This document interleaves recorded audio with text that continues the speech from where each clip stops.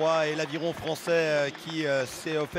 vient de s'offrir une 6e médaille. Des médailles qu'ils recevront tout à l'heure. Tiens, juste le temps peut-être, Gabriel, de jouer également avec la double fenêtre, puisqu'il y a la médaille du 2 de couple messieurs qui est remise. La victoire des Sinkovic, et puis vous allez voir qui remet les fleurs. C'est un triple champion olympique français, membre du CIO, Tony Estanguet, voilà, kayakiste, rameur, ce sont des cousins très proches, et Tony qui a le sourire, qui est venu avec le président du CIO qui était en notre compagnie il y a quelques instants, les frères Sinkovic, qui ont gagné, mais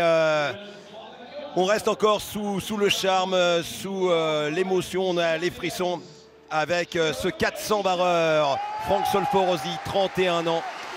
qui a dû tout donner dans ses 250 derniers mètres, 200 derniers mètres pour aller chercher devant les Néo-Zélandais qui ont dominé la saison et qui étaient double vice-champion du monde, eh bien une médaille mondiale. Ils ont été vraiment impressionnants psychologiquement, nos Français, pour venir coiffer ce bateau néo-zélandais réputé pour son finish. Ils les ont fait craquer psychologiquement. Et regardez, il y avait devant la Suisse, là, vous savez, cette médaille française, elle me rappelle, alors bien sûr on est à domicile, mais le titre olympique